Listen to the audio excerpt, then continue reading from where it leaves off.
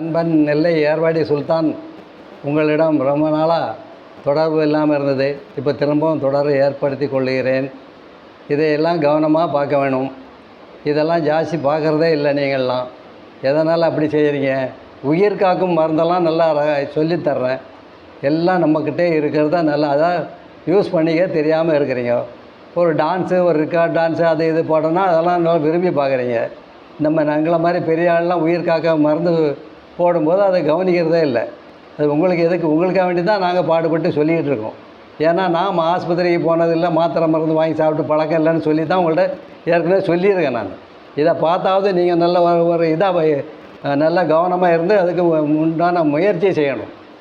டாக்டர்கிட்ட போய் 10,000 20,000 50,000 கொடுக்குறீங்களே, இதை நாங்கள் போடுறத பார்த்து நீங்கள் கேட்டு தெரிஞ்சுக்கிட்டா என்ன?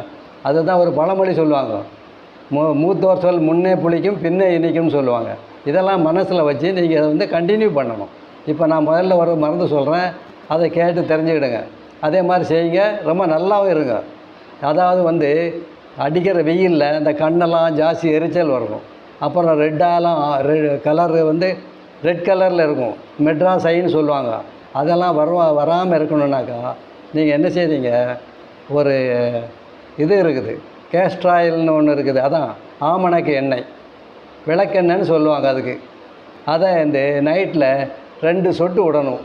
இந்த பக்கம் 2 சொட்டு, இந்த பக்கம் 2 சொட்டு விட்டு காலையில் எழுந்தாக்கா கண் நல்ல குளிர்ச்சியாக இருக்கும், நல்லா இருக்கும், எந்த ஒரு எஃபெக்டும் வராது. இதெல்லாம் யாரும் சொல்லியே தரமாட்டாங்க. எந்த டாக்டர்கிட்டையும் பாருங்க, இதெல்லாம் ஜாஸ்தி செலவு கிடையாது உங்களுக்கு. நம்ம தலைப்பாடாக அடிச்சுக்கிறோம். இதெல்லாம் நல்லா பார்த்து சப்ஸ்கிரைப் பண்ணி விட்டாங்கன்னா, இந்த விவசாயிகளும் அப்படி தான் சொல்கிறாங்க.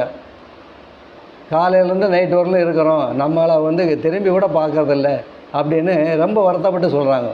இதெல்லாம் மனசில் வச்சு மற்றதெல்லாம் பார்க்காம இதை கொஞ்சம் பார்த்து எங்களுக்கு ஆதரவு கொடுங்க. அப்போ தானே நாங்கள் உங்களுக்கு எல்லாத்தையும் ஃப்ரீயாக சொல்லிகிட்டு இருக்க முடியும்.